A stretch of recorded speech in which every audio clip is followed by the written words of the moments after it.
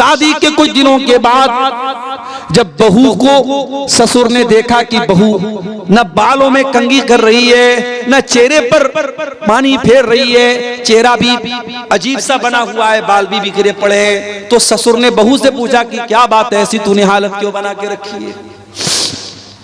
भाई ससुर को तो पर्दा नहीं करना है ना। अच्छा, ससुर आ गया तो बहू क्या करती है, जल्दी से अपने चेहरे पर घूंघट डाल देती। ससुर आ गया और देवर आ गया तो तब कभी नहीं घूंघट डालती। देवर से पर्दा नहीं है, जेठ से पर्दा नहीं, ससुर से पर्दा है। ये अजीब और गरीब सिस्टम हमारे यहाँ है। जबकि ससुर तो गैर महरम नहीं है, महरम है वो। ससुर बाप के दर्जे में, अगर ससुर के सामने घूंघट नहीं भी डालेगी, अगर सीने पर दुपट्टा है तो भी चलेगा, लेकिन देवर से तो पर्दा करना है। देवर से पर्दा नहीं करेगी, ससुर से करेगी। तो यहां बहू को देखा ससुर ने कि बहू का चेहरा बड़ा उतरा हुआ है। कहा है मेरी बच्ची क्या बात है, नई नवेली दुल्हन तो बड़ा सज संवर करके रहती है, क्या बात है, तेरे बाल क्यों बिखरे पड़े हैं, तेरा चेहरा क्यों बिखरा पड़ा है, क्या बात है? कहा है अब्बा जान, आपका बेटा तो रात में नमाज पढ़ता है, दिन में रोजा रखता है, आपके बेटे को बीवी से कोई मतलब ही नहीं है। हजरत अमर बिन आस समझ गए क्या मसला है। डायरेक्ट बेटे को बोलना मुनासिब नहीं समझा। अल्लाह के रसूल सल्लल्लाहु अलैहि वसल्लम के पास आए, अरे अल्लाह के नबी, मेरे बेटे की नई नई शादी हुई है और ये हाल है, बीवी का हक अदा नहीं कर रहा है, बीवी के पास भी नहीं जाता है, रात रात भर नमाज पढ़ता है, दिन में रोजा रखता है। आपने बुलाया हजरत अब्दुल्ला को, आए अब्दुल्ला, अलम उखबर अन्नका तक़ूमुल लैल व तसूमुन नहार। आए अब्दुल्ला, मुझे पता चला है तुम रात रात भर नमाज पढ़ते हो, क्या सही खबर है? हाँ अल्लाह के नबी, सही बात है। आए अब्दुल्ला, मुझे पता चला है तुम दिन में कंटिन्यू रोजा रखते हो, क्या सही खबर है? हाँ अल्लाह के नबी, सही खबर है। आए अब्दुल्ला, कल तक अकेले थे, आज शादी हो चुकी है, बीवी तुम्हारे घर आ चुकी है। अरे अब्दुल्ला, कान खोल करके सुन लो, देखो मुझे देखो, मैं नमाज भी पढ़ता हूँ और रात में आराम भी करता हूँ, मैं रोजा भी रखता हूँ और कभी कभी रोजा नहीं भी रखता हूँ, मैं कंटिन्यू नफिल रोजा नहीं रखता हूँ और मैंने निकाह भी किया है। अरे अब्दुल्ला, इन्ना लिअयनिका अलैका हक्का व इन्ना लिज़ौजिका अलैका हक्का व इन्ना लिरब्बिका अलैका हक्का। अरे अब्दुल्ला, तेरे शरीर का भी तेरे ऊपर हक है, तेरी बीवी का भी तेरे ऊपर हक है, तेरे रब का भी तेरे ऊपर हक है। अरे अब्दुल्ला, अल्लाह का हक भी अदा करो, बीवी का हक भी अदा करो, मेहमान का हक भी अदा करो और अपने शरीर का भी हक अदा करो। सबका हक दो, सबको सबका हक दो। ये है इस्लाम की खूबसूरती और ये है इस्लाम की तालीम। मेरे प्यारे साथियों, वो प्यारा दीन हमें और आपको मिला है, मगर हमने क्या किया? हमने इस इस्लाम को बहुत लिमिटेड बना दिया। मस्जिद के अंदर आए, अल्लाहु अकबर, हाथ कहां बांधा? सीने पर बांधा। क्यों बांधा? अब्दुल गफ्फार साहब, नमाज में हाथ कहां बांधना है? अब्दुल गफ्फार साहब ने हदीस पढ़ के सुनाई, अल्लाह के नबी सीने पर हाथ बांधते थे, आपने बराबर सीने पर हाथ बांधा। रुकू में गए, मौलवी साहब जब रुकू में जाएंगे तो पीठ कैसी होगी? मौलवी ने हदीस पढ़ के सुनाई, जब तो रुकू में जाए तो पीठ बिल्कुल बराबर होनी चाहिए, सर के लेवल के बराबर होनी चाहिए, न ऊंची होनी चाहिए न नीची होनी चाहिए।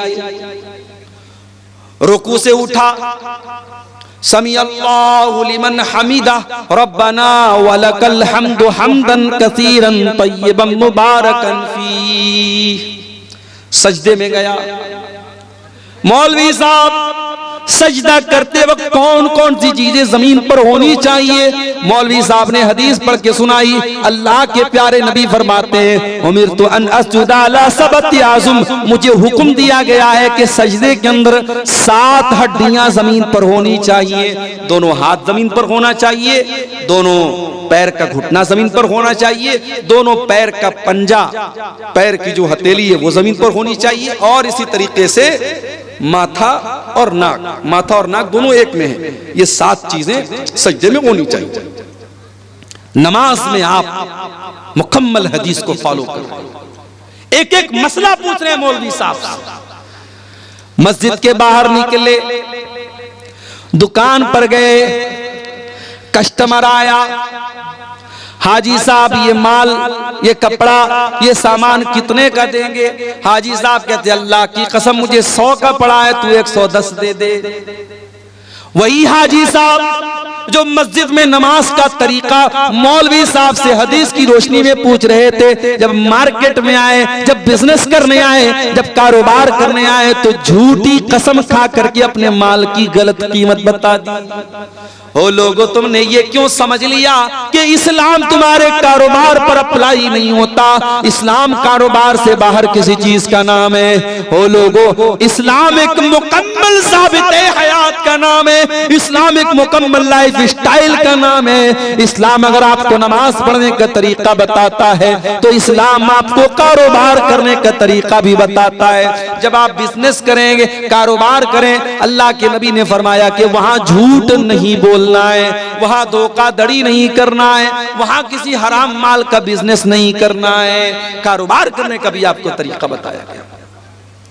यहां तक कि जब आप पेशाब करने जाते हैं, लेटरीन करने जाते हैं, इस्तिंजा कैसे करना है उसका भी तरीका बताया गया। घोड़े और कुत्ते की तरह खड़े होकर के पेट की जिप खोल करके कहीं पर भी पेशाब कर लेना और शर्मगाह को न धुलना, इस्तिंजा न करना, माफ करना, ये मुसलमान का तरीका नहीं है, ये जानवरों का तरीका है, मुसलमान का तरीका नहीं है। हजरत सलमान फारसी रजी अल्लाह ताला अन्हु के पास एक मर्तबा यहूदी आए और यहूदियों ने आकर के मजाक उड़ाते हुए कहा कि ऐ सलमान फारसी, तुम्हारे नबी ने तो तुम्हें सब कुछ सिखाया है, तो ये भी सिखाया होगा पेशाब कैसे किया जाए, पाखाना कैसे किया जाए। कहा कि हाँ ऐ यहूदियों, हमारे नबी ने पेशाब और पाखाना करने का तरीका भी हमको बताया है। अमरना अल्लाह नस्तकबिल क़िबलत वला नस्तदबिरहा, हमारे नबी ने हमें हुक्म दिया है जब इस्तिंजा करने बैठे तो किबला की तरफ, पश्चिम की तरफ ना चेहरा करें न पीठ करें। और हमारे नबी ने हमको मना किया कि 3 से कम ढेले के जरिए इस्तिंजा न करें। और हमारे नबी ने मना किया कि हम गोबर या हड्डी से इस्तिंजा न करें। ये 3 हुक्म हमारे नबी ने तो हमें पेशाब और पाखाना करने का दिया है। गोया यहूदी तो मजाक उड़ाने के लिए आए थे, मगर सलमान फारसी ने जवाब दे दिया कि ऐ यहूदियों, तुम सही कह रहे हो, हमारे नबी ने हमारे लिए कोई चीज नहीं छोड़ी, हमारे नबी ने हमें पेशाब और पाखाना करने का तरीका भी हमको बताया है। शादी हो गई आपकी, बीवी के पास आपको मिलने जाना है। हो सकता है ये टॉपिक दुनिया के लिए बहुत अजीब व गरीब टॉपिक हो, इस टॉपिक पर बात करना है गुनाह माना जाता हो, लेकिन इस्लाम इस टॉपिक पर भी बात करता है। और बीवी से मिलने के वो तरीके जो नाजायज और हराम हैं, इस्लाम उनसे मना करता है। आज हमारे नौजवानों में गंदी फिल्मों के जरिए, पॉर्न मूवीज के जरिए बहुत सारे गलत तरीके बीवी से मिलने के राइज हो चुके हैं। आज इसकी भी जानकारी करने की जरूरत है कि मियां बीवी के ताल्लुकात के सिलसिले में इस्लाम क्या कहता है। बहुत सारे गलत और नाजायज तरीके राइज हो चुके हैं और हमारे नौजवानों में जो बहुत सारे तरीके ऐसे मशहूर हो चुके हैं शहवत पूरी करने के, जो हराम और नाजायज हैं। कोई अपने हाथों से अपनी शहवत को बर्बाद कर रहा है, अपने शरीर को बर्बाद कर रहा है, और कोई शादीशुदा इंसान अपनी बीवी के साथ जो नेचुरल तरीका है उससे हट करके गैर फितरी तरीके से, जानवरों से भी बदतर जो तरीका है, उस तरीके के साथ अपनी बीवी के पास जाता है। मेरे प्यारे साथियों, इस्लाम ने बीवी से मिलने के आदाब भी हमको बताए हैं। अल्लाह के नबी फरमाते हैं, इज़ा अता अहदुकुम अहलहू, जब तुम में से कोई अपनी बीवी के पास जाए तो मुलाकात करने से पहले ये दुआ पढ़े, बिस्मिल्लाह अल्लाहुम्मा जन्निबना शैतान व जन्निबिश शैतान मा रज़क़तना। ये दुआ पढ़ने के बाद अपनी बीवी के पास जाए अल्लाह के नाम से, आय अल्लाह तू हमें शैतान से बचा और हमारी पैदा होने वाली औलाद को भी तू शैतान से बचा। अल्लाह के प्यारे नबी फरमाते हैं अगर कोई ये दुआ पढ़ने के बाद बीवी से मुलाकात करेगा, अगर औलाद पैदा होगी, अगर अल्लाह ने मुकद्दर में औलाद लिखी है तो शैतान उस औलाद को नुकसान नहीं पहुंचाएगा। बड़ी छोटी सी दुआ है, लेकिन आज हम में से बहुत सारे लोग बड़े दीनदार हैं, मगर ये छोटी छोटी बातें हैं। मेरे प्यारे साथियों, इस्लाम तो हमें बीवी से मिलने के आदाब भी हमको बताता है। और आगे बढ़िए, शादी ब्याह उसको हमने बिल्कुल खारिज कर दिया इस्लाम से। चाहे आपके इस इलाके की अंसारी बरादरी हो, चाहे हमारे बनारस के अंसारी समाज के लोग हों, चाहे आपके कटिहार के शेरशाबादी समाज के लोग हों, मुसलमानों में शादी में बहुत सारी फजूल किस्म की रस्म रिवाज आ गई। कहीं जहेज धड़ल्ले से चल रहा है, बाकायदा डिमांड हो रही है। हमारे पहचान के एक साहब हैं, वो बिहार बेतिया एक जगह है, बिहार में बेतिया के रहने वाले, कई बेटियां हैं उनकी, सरकारी टीचर हैं। तो एक मर्तबा उनकी किसी बेटी का रिश्ता लगा, तो मैंने पूछा कि मास्टर साहब आपकी बेटी का जो रिश्ता लगा है लड़का क्या करता है? तो कहा कि लड़का राजगीर का काम करता है, जो मकान वगैरह बनता है मिस्त्री का काम करता है। तो जाहिर है मिस्त्री का काम करता है तो एक लेबर क्लास का ही काम है, कोई बहुत हाई फाई काम तो नहीं है। तो उन्होंने कहा, रोते हुए कहा, बड़े दर्द के साथ कहा कि मौलाना साहब राजगीर का काम करता है वो लड़का, लेकिन 5 लाख रुपए की डिमांड किया है उसने जहेज। क्या कहेंगे आप? जितना क्वालिफाइड दामाद है उसी के हिसाब से डिमांड हो रही है, और जहेज मांगने वाला भी पक्का मुसलमान और जहेज देने वाला भी पक्का मुसलमान। मेरे प्यारे साथियों, नबी के दौर में हजारों शादियां हुई, नबी ने 11-11 शादियां की, नबी ने 4 बेटियों की शादी की, सहाबे किराम ने निकाह किया। न वहां बारात था, न वहां जहेज था, न वहां मंगनी की रस्म थी, न वहां हल्दी की रस्म थी। बड़े सिंपल तरीके से निकाह हो जाता था। हमारे यहाँ आज शादी ब्याह में पूरा का पूरा सिस्टम ही गड़बड़ है। बस एक काम सुन्नत के मुताबिक होता है, बल्कि वो भी सुन्नत के मुताबिक नहीं होता है। निकाह पढ़ाने के लिए हम मौलवी साहब को बुलाते हैं, और मौलवी साहब बेचारे आते हैं और बाकायदा लड़का के पास निकाह कबूल कराने के पहले लड़की के पास जाते हैं और लड़की से कबूल करवाते हैं। हमारे बनारस में भी ये रिवाज है। मैं तो कई बार तकरीरों में बोल चुका हूं कि भाई लड़की के पास काजी साहब, मौलवी साहब को जाकर के कबूल करवाने की कोई जरूरत नहीं है।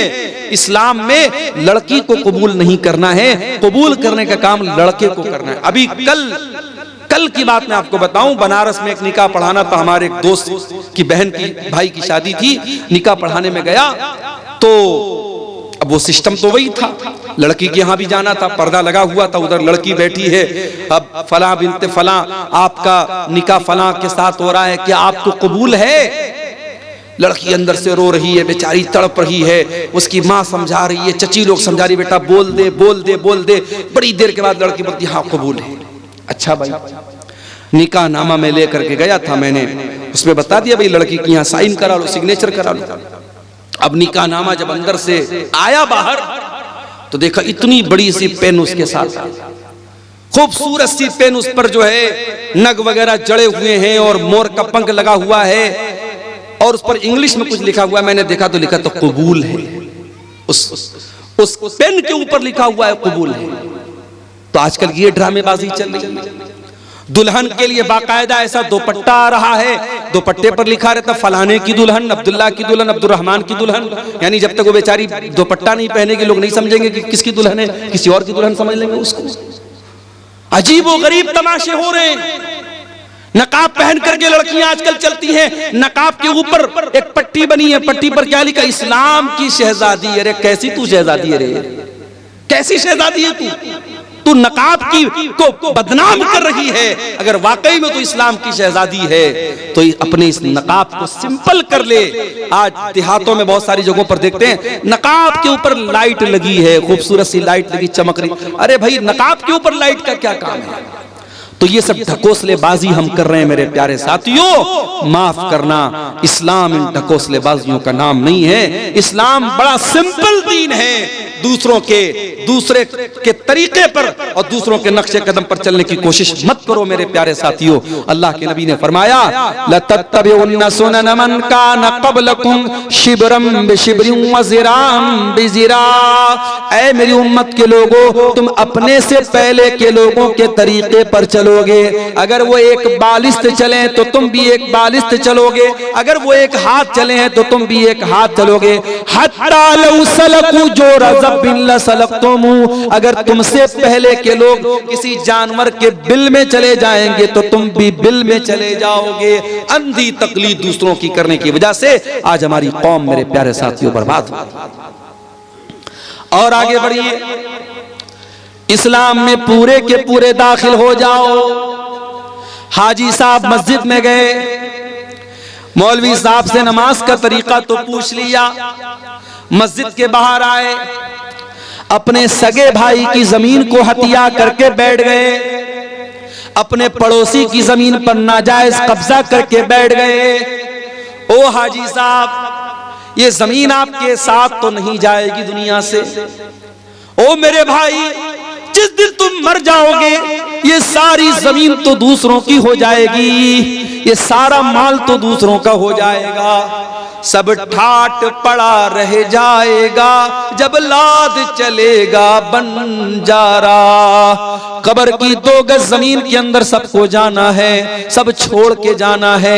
ये जमीनें यही रह जाएंगी, ये जायदादें यही रह जाएंगी, ये खेत खलियान यही रह जाएगा, ये तिजोरियां यही रह जाएंगी, ये बैंक बैलेंस दूसरों के नाम हो जाएगा।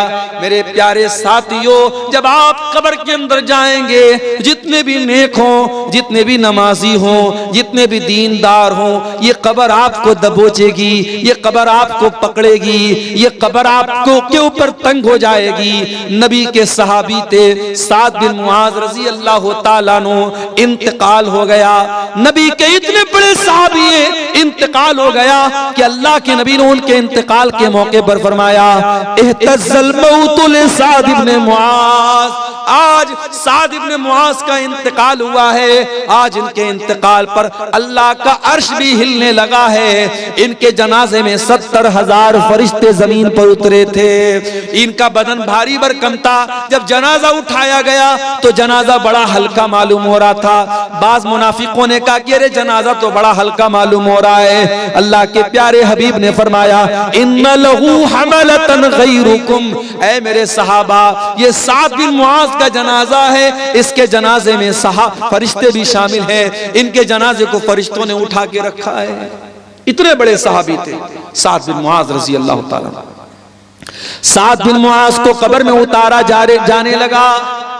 सहाबे किराम भी साइड में खड़े हैं, अल्लाह के प्यारे नबी भी कब्र के पास खड़े हैं। जब जनाजे को कब्र में उतारा जाने लगा, अचानक अल्लाह के नबी के चेहरे की रंगत बदल गई। अल्लाह के नबी के चेहरे पर डर तारी हो गया, आपके चेहरे पर खौफ तारी हो गया और आपने 3 मरतबा फरमाया सुबहान अल्लाह, सुबहान अल्लाह, सुबहान अल्लाह, अल्लाहु अकबर, अल्लाहु अकबर, अल्लाहु अकबर। आपने 3 मरतबा तकबीर पढ़ी, 3 मरतबा तस्बीह पढ़ी। सहाबा ने भी तस्बीह पढ़ी, सहाबा ने भी तकबीर पढ़ी। सहाबा ने कहा अल्लाह के नबी क्या बात है, आप क्यों घबराए से लग रहे हैं, क्यों आप 3 मरतबा तस्बीह पढ़ रहे हैं, क्यों आप 3 मरतबा तकबीर पढ़ रहे हैं। आपने फरमाया ऐ मेरे सहाबा तज़ायक़ाला साहिबिकुम अल कब्र, तुम्हारे इस साथी की कब्र इनके ऊपर तंग हो गई।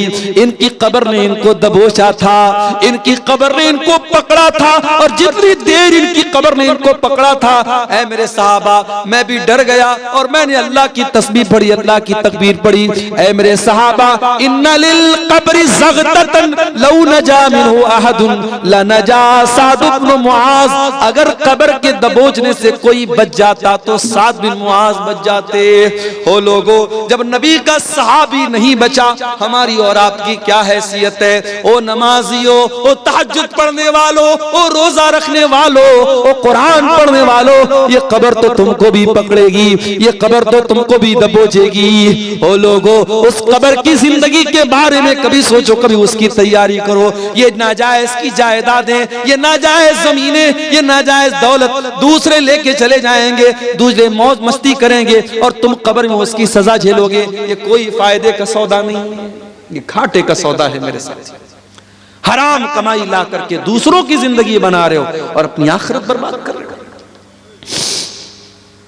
भाई भाई की जमीन पर कब्जा कर रहा है, पड़ोसी पड़ोसी की जमीन पर कब्जा कर रहा है। अल्लाह के नबी फरमाते हैं, ओ लोगों कान खोल करके सुन लो, मैं एक इंसान हूं, मेरा फैसला गलत भी हो सकता है कि दो लोग जमीन का फैसला मेरे पास कराने के लिए आए और एक इंसान बड़ी चिकनी चुपड़ी बात करने वाला हो और उसकी बात के फेवर में मैं फैसला कर दूं और दूसरे के खिलाफ कर दूं, जिसका हक था उसको न मिले दूसरे को दे दूं, ऐसा हो सकता है। मैं इंसान हूं, मुझसे गलती हो सकती है। ऐ मेरे सहाबा, अगर कभी ऐसा हो जाए और जमीन जिसकी नहीं थी मैंने जमीन उसके हक में दे दी, तो कान खोल करके सुन लो, इन्नमा अक़तउ लहू क़िताअतम मिनन नार, मैं जमीन का टुकड़ा नहीं दे रहा हूं, मैं जहन्नम की आग का टुकड़ा दे रहा हूं। ओ जमीनों में बेईमानी करने वालों, ओ जायदादों में दूसरों का हक मारने वालों,